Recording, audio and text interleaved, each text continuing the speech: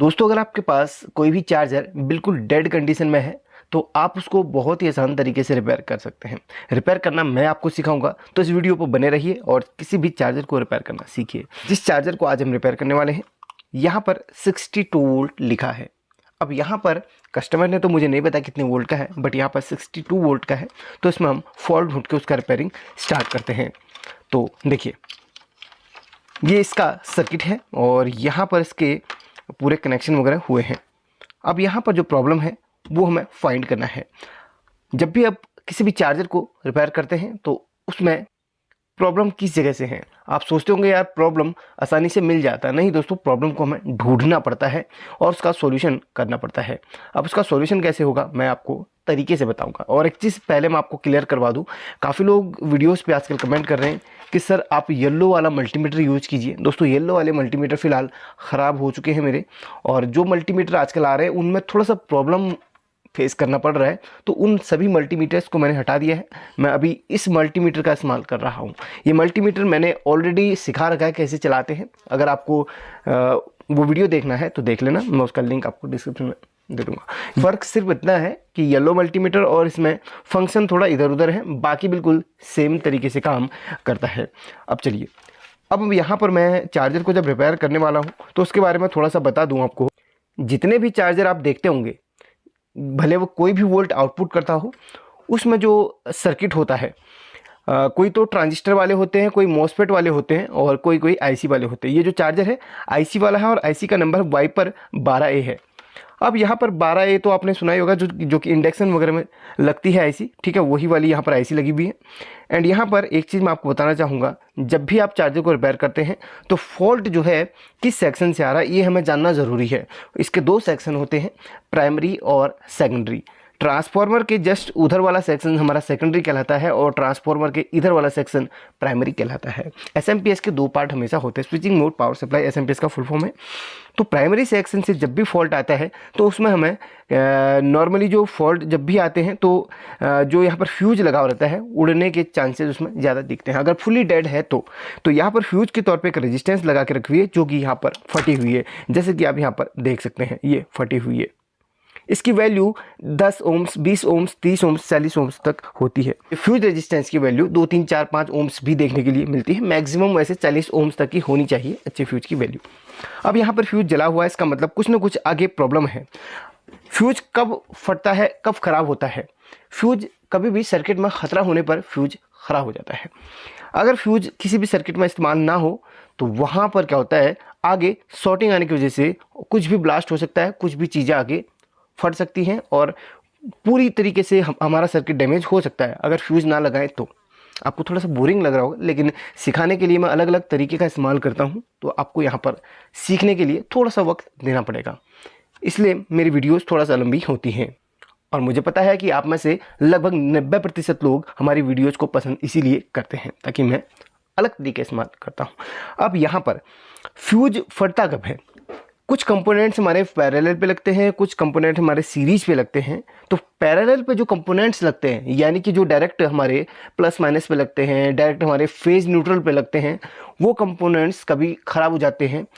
तो पैरेलल वाले जो कंपोनेंट्स ख़राब होते हैं उनकी वजह से ज़्यादातर हमारा फुल शॉर्टिंग या फिर डेड की समस्या देखने के लिए मिलती है, या फिर फ्यूज उड़ने की समस्या देखने के लिए मिलती है। पैरेलल पे जैसे क्या क्या लगे होते हैं, जैसे हमारा कैपेसिटर है, आईसी है, ये नीले वाला कैपेसिटर है और डायोड भी, ठीक है। डायोड पैरेलल पे लगता नहीं है, एक ब्रिज बनता है 4 डायोड को मिलके, तो उन डायोड में भी शॉर्टिंग आने की वजह से हमारा फ्यूज उड़ जाता है। तो मोस्टली यहाँ पर कैपेसिटर्स के पैरेलल पे और आईसी के लगने की वजह से यहाँ पर हमें शॉर्टिंग देखने के लिए मिलती है। शॉर्टिंग की वजह से हमारा ये फ्यूज जलता है। अगर फ्यूज ना जले या फिर कोई और प्रॉब्लम आए तो फिर हमें यहाँ पर वो फाइंड करना पड़ता है।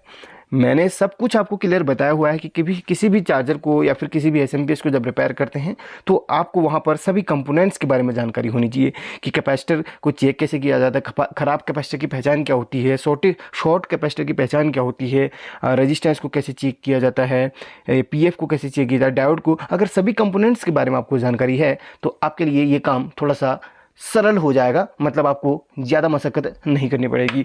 अब हम यहाँ पर स्टेप बाय स्टेप शुरू करते हैं। मैं इसको हटा देता हूँ। मैं जब भी ये चीज़ आपको सिखाता हूँ तो हमेशा लाइन को कट करके ही सिखाता हूँ। कंपोनेंट्स में फाइंड जो है प्रॉब्लम्स फाइंड करवा देता हूँ। काफ़ी लोग जो सिखाते हैं वो बिल्कुल लाइन को जोड़ के ही इस तरीके से सिखाते हैं, बट मैं ऐसे नहीं सिखाता हूँ, क्योंकि हमारे वीडियो में काफ़ी लोग ऐसे विजिट करते हैं जो बिल्कुल नौसिखिए होते हैं, जो डरते हैं ऑन काम करने में, ठीक है। इसलिए मैं इस मेथड का इस्तेमाल करता हूँ।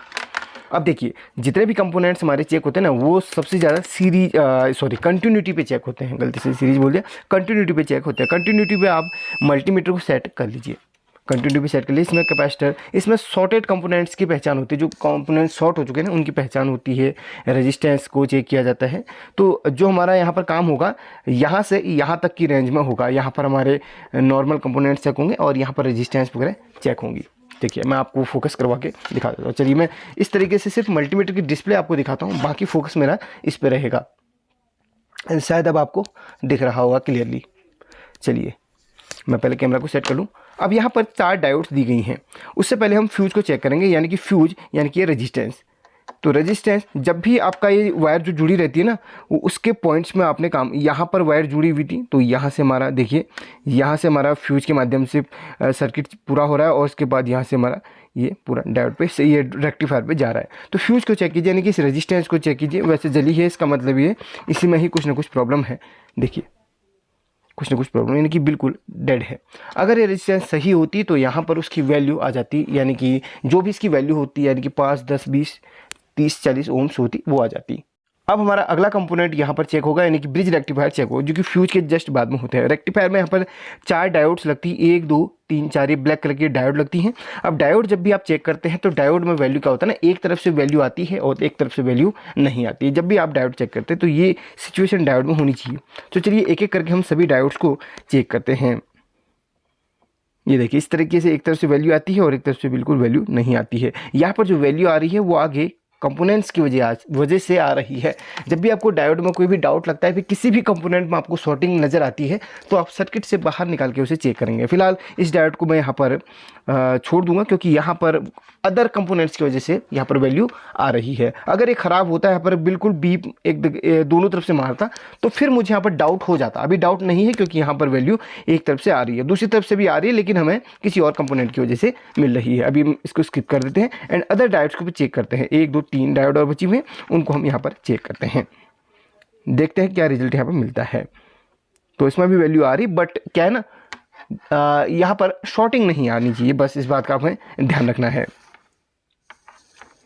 अगर मैं इस डायोड को बाहर निकाल के चेक करूंगा, तब सिर्फ एक ही तरफ से वैल्यू आएगा, ठीक है, तब सिर्फ एक ही तरफ से वैल्यू आएगा, तब दोनों तरफ से वैल्यू नहीं आएगा। आप सोच रहे होंगे यार दोनों तरफ से वैल्यू क्यों आ रहा है, असल में बोर्ड पे लगा हुआ ना, बोर्ड पे अदर कंपोनेंट्स की वजह से वैल्यू बताता है। इस चीज़ का आपने ध्यान रखना है। तो एक एक करके मैं सभी डायोड्स को चेक करता जाऊंगा। यहाँ पर सॉरी, ये आपस में टच हो ना, इस वजह से बीप आ रहा है। तो यहाँ पर डायोड्स में कुछ भी प्रॉब्लम देखने के लिए नहीं मिल रहा है, इसका मतलब डायोड सही है। अगर मैं बात करूँ तो ये कैपेसिटर थोड़ा सा फूला हुआ मुझे लग रहा है, हल्का सा ऊपर से, और नीचे से भी कुछ ना कुछ इसमें प्रॉब्लम दिख रही है। चलिए, कैपेसिटर को भी एक बार चेक कर लेते हैं। डबल कैपेसिटर यहाँ पर लगे हुए, तो दोनों कैपेसिटर को यहाँ पर चेक करता हूँ। ये क्या, कैपेसिटर पर शॉर्टिंग आ रहा है, कैपेसिटर के पॉइंट पर शॉर्टिंग आ रहा है। इस कैपेसिटर में भी शॉर्टिंग आ रहा है, इस कैपेसिटर में भी शॉर्टिंग आ रहा है। चलिए, डाउट हो गया अब यहाँ पर, जैसे कि कैपेसिटर के यहाँ पर पॉइंट में हमें शॉर्टिंग नहीं आनी चाहिए, यानी कि कैपेसिटर या तो कैपेसिटर ख़राब होगा या तो फिर कुछ और चीज़ ख़राब हो सकता है। चलिए, फाइंड करते हैं। तो मैं क्या कर दूंगा, दोनों कैपेसिटर को बाहर निकालूंगा एक बार, तब जाके हमें पता चल पाएगा कि ये शॉर्टिंग कैपेसिटर से आ रही है या फिर किसी और चीज़ से। मैं सिर्फ 1 मिनट में इसकी जो प्रॉब्लम है ना वो फाइंड कर सकता हूँ, बट सिखाना है तो थोड़ा सा वीडियो को लंबा बनाना पड़ेगा। देखिए, इस कैपेसिटर को मैं बाहर निकाल लेता हूँ, और मुझे लगता है कि यहाँ पर कैपेसिटर ही ख़राब है, थोड़ा सा यहाँ पर ख़राब टाइप का भी लग रहा है। निकालने के बाद ही पता चलेगा इसमें ख़राबी कैपेसिटर से है या फिर किसी और चीज़ से। ये ब्लास्ट हुआ है शायद, थोड़ा सा फूला है। चलिए चेक करते हैं, कैपेसिटर को। कैपेसिटर में कोई भी प्रॉब्लम यहाँ पर नहीं लग रहा है, कैपेसिटर सही है, लेकिन हो सकता है इसकी वैल्यू जो है 4.7 माइक्रोफैराड की है, थोड़ा सा शिफ्ट हो गया क्योंकि यहाँ पर जो है कैपेसिटर ये ख़राब हो चुका है, लेकिन शॉर्टिंग इस कैपेसिटर से नहीं है। चलिए नेक्स्ट यहाँ पर दूसरे कैपेसिटर को भी मैं निकालता हूँ, दूसरे कैपेसिटर को भी यहाँ पर निकालता हूँ, तब यहाँ पर पता चलेगा कि प्रॉब्लम किस जगह से आ रहा है। देखिए ये कैपेसिटर भी हमने निकाल लिया है, ये भी फूला हुआ लग रहा है, देखिए ये भी फूला हुआ लग रहा है। चलिए चेक करते हैं। भाई कैपेसिटर बिल्कुल सही यहाँ पर दिखा रहा है, यानी कि सही का मतलब है कि यहाँ पर शॉर्टिंग नहीं है कैपेसिटर में, बाकी तो फूले हैं, कमज़ोर हो चुके हैं। मुझे लगता है कि आगे कहीं प्रॉब्लम है, इसकी वजह से कैपेसिटर फूल गए थे। चलिए इनको साइड करते हैं एंड यहाँ पर अब कैपेसिटर के पॉइंट में हम चेक करेंगे। यार शॉर्टिंग है अभी भी, इसका मतलब कुछ ना कुछ ऐसे कंपोनेंट्स हैं जिनकी वजह से प्रॉब्लम कर रहा है। शॉर्टिंग किसकी वजह से आती है, मैंने आपको स्टार्टिंग में बोल दिया, या तो डायोड की वजह से, या तो हमारा ये आईसी की वजह से, या इन कैपेसिटर्स की वजह से। पहले हम क्या करेंगे, सभी कैपेसिटर को चेक कर लेंगे, यानी कि कैपेसिटर, यानी कि एक ये कैपेसिटर है इसका, और एक ये है, और एक ये है, तीनों को चेक करेंगे। कैपेसिटर अलग अलग टाइप के होते हैं, ये जो है आपके छोटे वाले पिकोफेरेड, नैनोफेरेड कैपेसिटर हैं, और ये इलेक्ट्रोलाइट कैपेसिटर। चलिए तीनों को चेक करते हैं एक एक करके, देखते हैं प्रॉब्लम कहाँ से है। एक ये कैपेसिटर हमारा शॉर्टिंग यहाँ पर बता रहा है, यानी कि इसका पॉइंट शॉर्टिंग बता रहा है। आप कैपेसिटर को निकालने के बाद पता चलेगा कि यार ये कैपेसिटर शॉर्ट है या फिर कुछ और शॉर्ट है। चलिए इसके बाद हम इसको भी चेक करते पहले, फिर लगे हाथ हम तीनों को निकालेंगे, यानी कि जो भी ख़राब होगा उसको हम निकालेंगे। इसके पॉइंट में कोई भी शॉर्टिंग नहीं आ रही, लेकिन यहाँ पर जो रेजिस्टेंस बता रहा है बहुत कम बता रहा है, यानी कि 88 के समथिंग बता रहा है। चलिए हो सकता है आगे कुछ ना कुछ प्रॉब्लम इसकी वजह से बता रहा हूँ। एंड इस वाले को भी लगे हाथ हम चेक कर लेते हैं, ये सही है। अब जो हमारे शॉर्टिंग यहाँ पर बन रही है इस वाले कैपेसिटर से हो सकता हो, या फिर आईसी की वजह से, क्योंकि आईसी के साथ में ये लगा हुआ है, आईसी की 2 लेग से अटैच्ड है। चलिए अब हम इस कैपेसिटर को निकालेंगे, उसके बाद पता चलेगा कि शॉर्टिंग है तो कहाँ से है। देखिए इलेक्ट्रोलाइट कैपेसिटर हमेशा जो उनकी जो प्लस माइनस लेग होती है ना उनके साथ ही अटैच होते हैं, लेकिन जो हमारे ये वाले पीएफ कैपेसिटर होते हैं ना, ये वो कैपेसिटर हमेशा किसी भी डायरेक्शन में आप लगा सकते हैं, इसका कोई फिक्स नहीं होता है। चलिए इसको पहले निकाल लेता हूँ।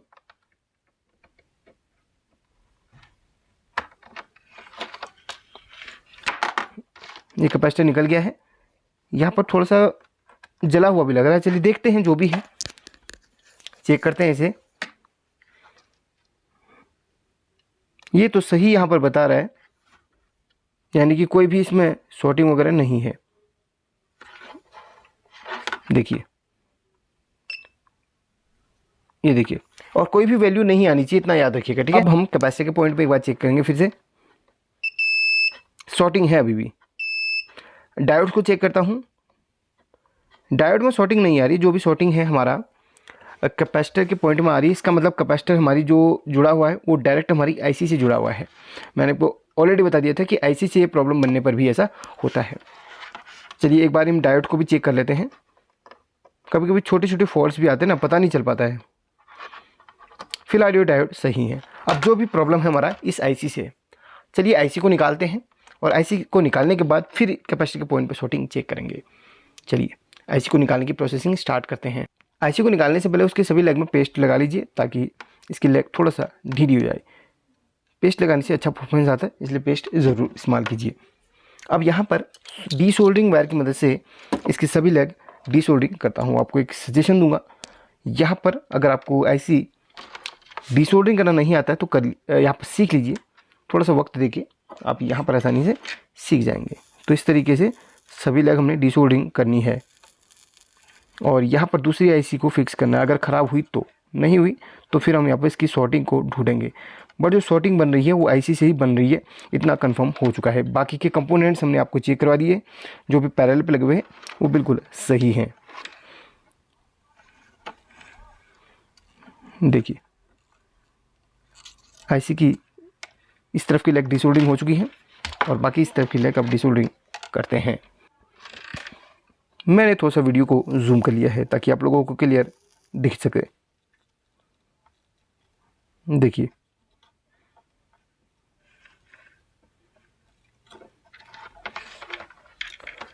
आईसी की सभी लेग डिसोल्डरिंग हो चुकी हैं।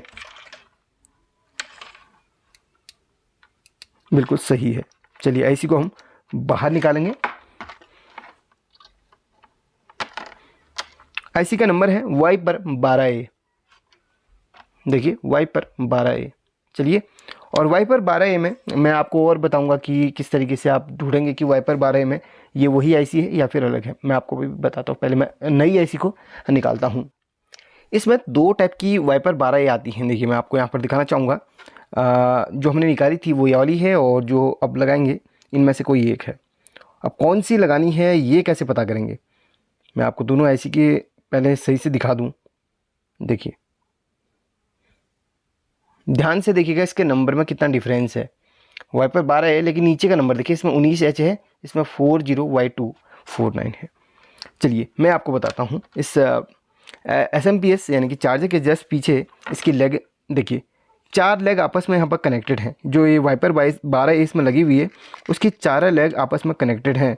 ये वाली 4 लेग आपस में कनेक्टेड हैं। देखिए एक ही प्रिंट के साथ कनेक्टेड हैं। हाँ, पर ये जो वाइपर 12 इसमें लगी हुई थी उसकी 4 लेग एक साथ कनेक्टेड हैं। यानी कि इसमें से हमने वो वाइपर 12 लगानी है जिसकी एक साथ 4 लेग कनेक्टेड होती हैं। ठीक है, अब कौन सी वो है, अब कैसे पता करेंगे? चलिए अब यहाँ पर 4 यानी कि जिसकी 5, 6, 7, 8 नंबर की लेग कनेक्टेड है, यहाँ से हम आईसी के लेग का पता करते हैं। कट है यहाँ पर, वैसे आईसी के ऊपर एक कट लगा रहता है। यहाँ से 1, 2, 3, 4, 5, 6, 7, 8, तो 5, 6, 7, 8 लेग जो एक साथ कनेक्टेड होंगी हम उसी वाइपर 12 को लगाएंगे। चलिए फाइंड करते हैं। देखिए इसमें चेक करते हैं 5, 6, 7, यानी कि एक लेग में हम इस तरीके से मल्टीमीटर के ब्लैक प्रोब या फिर किसी को भी लगा लेंगे। उसके बाद हम 6, 7, 8 में यहाँ पर लगाएंगे तो सभी में बीप आ रही है, यानी कि ये हमारी इसमें लगेगी। और दूसरी को मैं दिखा देता हूँ आपको मैं दिखा देता हूँ। देखिए ये देखिए ये कनेक्टेड नहीं है आपस में, तो इतना डिफरेंस होता है। सभी आईसी यहाँ पर नहीं लगाई जा सकती। जो इसी के साथ मैच करे उसी आईसी को हम यहाँ पर लगा सकते हैं। और एक छोटा सा यहाँ पर और काम आपने करना है। यहाँ पर देखिए उस तरफ की तो 4 लेग एक साथ कनेक्टेड है, इधर की 2 लेग आपस में कनेक्टेड है, यानी कि 1 और 2 नंबर की लेग भी आपस में कनेक्टेड है। चलिए इसमें फिर से हम चेक करते हैं 1 और 2 नंबर की लेग कनेक्ट है या फिर नहीं है, ये भी हमें चेक करना है। देखिए एक के साथ हम यहाँ पर लगा लेंगे तो दूसरे में देखते हैं। ये देख, एक के साथ 2 कनेक्टेड हैं और इधर कनेक्टेड नहीं है, और ये दोनों भी आपस में कनेक्टेड नहीं होनी चाहिए। देखिए 1 और 2 कनेक्टेड हैं और 5, 6, 7, 8 कनेक्टेड है, यानी कि ये वाली आईसी इसमें परफेक्ट काम करेगी। और इस आईसी को तो हमने यहाँ से निकाला था, लेकिन इसके कैपेसिटर के पॉइंट में हमने शॉर्टिंग चेक नहीं करी थी। वो भी चेक कर लेते, अभी कंफर्म नहीं कि आईसी ख़राब है। हमने अभी तो शॉर्टिंग चेक करी ही नहीं। देखिए अब तो शॉर्टिंग है ही नहीं, तो आईसी ये ख़राब है हमारी। अब आईसी मैं आपको दिखाता हूँ। इसकी 5, 6, 7, 8 तो आपस में शॉर्ट होती ही है, बाकी की मैं आपको दिखाता हूँ। 1 और 2 आपस में कनेक्टेड होंगी, और 2, 3 और 4 का देखते हैं। 3 और 4 का देखते हैं। देखिए 3 और 4 आपस में कनेक्टेड, यहाँ पर शॉर्टिंग नहीं है। बाकी की देखिए 2 और 3 यहाँ पर आपस में शॉर्ट हैं। देखिए 2 और 3 तीसरी पिन आपस में शॉर्ट हैं, जैसा कि आईसी में नहीं होना चाहिए। दूसरी और तीसरी पिन आपस में शॉर्ट है, जैसा कि इस आईसी में आपको दिखाता हूँ। दूसरी तीसरी पिन शॉर्ट नहीं होगी, यानी कि दूसरी और तीसरी आपस में शॉर्ट नहीं होगी, और ख़राब आईसी में ये ऐसा प्रॉब्लम बन रहा है। देखिए आपने शॉर्ट नहीं है, और रजिस्टेंस इसमें कितना दिखा रहा है, दूसरी और तीसरी पिन में कितना वैल्यू आ रहा है, देखिए 672 के समथिंग वैल्यू आ रहा है। बिल्कुल परफेक्ट है। अब इस आईसी को हम यहाँ पर लगा देते हैं।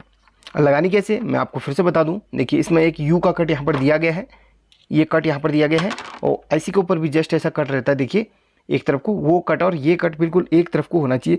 एंड एक काम यहाँ पर और करना है, जो हमने यहाँ पर छोटा सा कैपेसिटर निकाला था उस कैपेसिटर को यहाँ पर लगा देते हैं, वरना बाद में इस जगह पर लगाना कहीं भूल गए या फिर जगह नहीं हो पाई तो फिर प्रॉब्लम क्रिएट कर सकता है। तो इस कैपेसिटर को पहले ही यहाँ पर हम सोल्डरिंग मार देते हैं। चलिए इस तरीके से कर लेते हैं और यहाँ पे सोल्डरिंग मार देते हैं। चलिए वैसे फंसा देता हूँ, अभी सोल्डरिंग मार दूँगा आईसी के साथ में ही। चलिए इस आईसी को हम यहाँ पर एक्यूरेट उस जगह पे लगाएंगे जैसे कि मैंने आपको बताया था। तो ये जो है अगर आप ध्यान देंगे तो आपका जो SMPS चार्जर है वो आसानी से बन जाएगा। आईसी का ही आपने ध्यान देना है, बाकी अदर यहाँ पर कोई भी काम नहीं करना है। बस आईसी में जो मैंने आपको बताया था ना, बिल्कुल वही नंबर्स का भी यहाँ पर डिफरेंस था और यहाँ पर पिन डिटेल्स थी सेम। अगर नीचे का नंबर का मैचिंग ना हो तो पिन मैचिंग जरूर होनी चाहिए, नीचे का नंबर अगर मैच ना हो तो पिन भी मैच होनी चाहिए, बस इस बात का अपने ध्यान रखना है। चलिए यहाँ पर सोल्डरिंग फटाफट से मैं कर लेता हूँ। तो सोल्डरिंग भी लगभग लगभग हो चुका है। यहाँ पर ये सब काम करने के बाद आपने फ्यूज भी नया डालना पड़ेगा, यानी कि फ्यूज रेजिस्टेंस भी यहाँ पर नया डालना पड़ेगा। और वैल्यू क्या होना चाहिए मैं आपको यहाँ पे बताऊँगा। पहले मैं सभी पिन लगभग सोल्डरिंग हो ही चुकी है, थोड़ा सा यहाँ पर बचा हुआ है काम, देखिए। तो ये काम हो चुका है। तो यहाँ पर अब हम फ्यूज रेजिस्टेंस को निकालेंगे और ये जो है कैपेसिटर, यहाँ पर आप एक काम करेंगे, कैपेसिटर पुराने वाले छोड़ दें और नए वाले यहाँ पर कैपेसिटर इस्तेमाल करें, क्योंकि यहाँ पर जो कैपेसिटर यहाँ पर लग रहे हैं वो आपके ख़राब हो चुके हैं, फूले हुए हैं, तो उन कैपेसिटर को इस्तेमाल नहीं करना है। तो चलिए, इसमें हमारे 3 कंपोनेंट चेंज हुए हैं, कैपेसिटर, आईसी और फ्यूज रेजिस्टेंस। देखिए कितने कम खर्चे में हमारा 12 वोल्ट का ही चार्जर, सॉरी 62 वोल्ट इसमें लिखा है। तो लास्ट में चेक करेंगे, जो भी रहेगा कस्टमर से पूछना ज़रूरी था।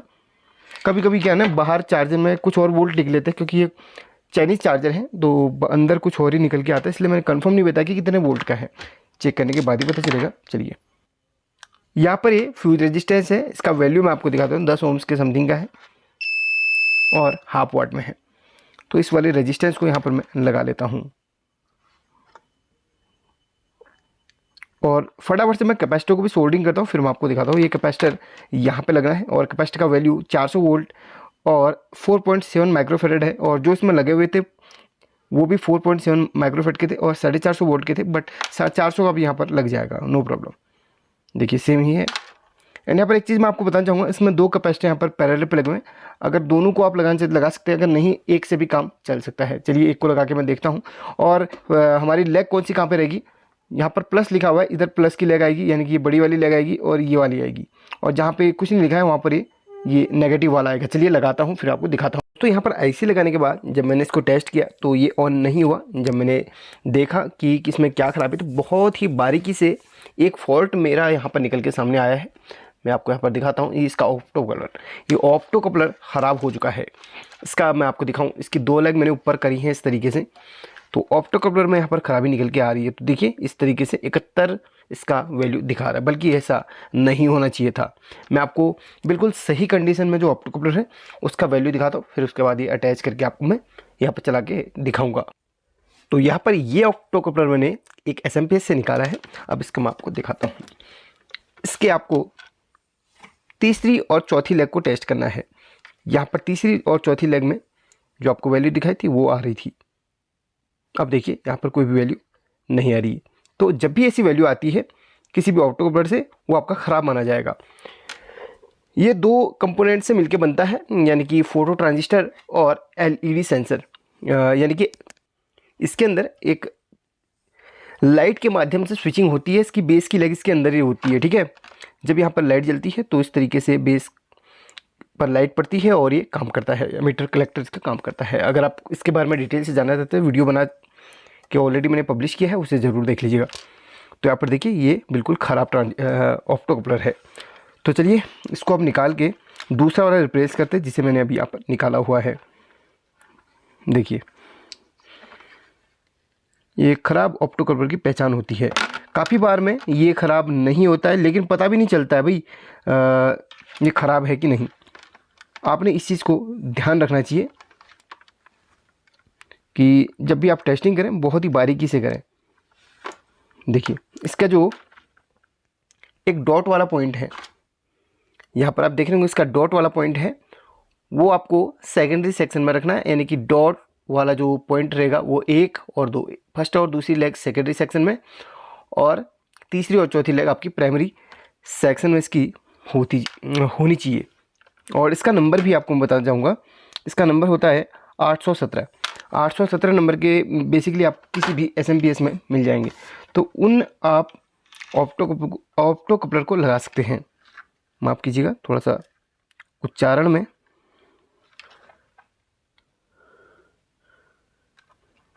चलिए सही से मैं इसको लगा लेता हूँ, फिर मैं आपको दिखाता हूँ। चलिए अब इसकी टेस्टिंग करते हैं। एक चीज़ मैं आपको बताना चाहूँगा, यहाँ पर एक कैपेसिटर मैंने नहीं लगाया है, इससे कोई भी फ़र्क नहीं पड़ेगा। अगर आप लगाना चाहें तो 2 लगा सकते हैं, नो प्रॉब्लम, और एक से भी काम चल जाएगा। तो फाइनली ये चल चुका है। यहाँ पर एलईडी जली हुई देख रहे हैं। तो बहुत ही आसान तरीके से हमने इसकी रिपेयरिंग कर ली है। अब इसमें आउटपुट को मैं चेक करना चाहूँगा। आउटपुट को चेक करके फिर कंफर्म, अभी मुझे भी नहीं पता आउटपुट कितना मिल रहा है, क्योंकि देखिए चार्जर के बाहर तो 67 वोल्ट लिखा है, बट कंफर्म हमें करना पड़ेगा। पता नहीं किस चीज़ का ये SMPS चार्जर है। इसका मतलब कहीं ना कहीं किसी बड़े सर्किट में इस्तेमाल हुआ होगा, इसलिए इसका ज़्यादा वोल्ट है। चलिए इस तरीके से मैं देखता हूँ इसको लगा के। ये सीरीज़ में चेक कर रहा हूँ दोस्तों, इसलिए ख़तरा नहीं है इस चीज़ में। 5.7 वोल्ट, यानी कि 5 वोल्ट का चार्जर है। सही से टच कर लेता हूँ यहाँ पर।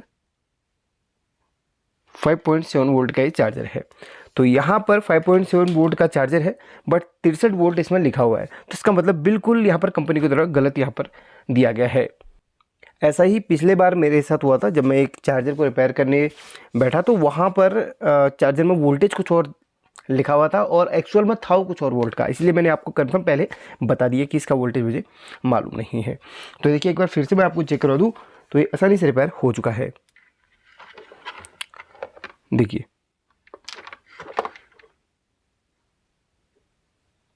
इसका लाइट यहाँ पर जल रहा है। इस वीडियो के लिए कितना लाइक आप करेंगे ये आप पर डिपेंड करता है, बट अगर आपने सीखा हो तो लाइक करके ज़रूर जाइएगा। Thank you so much.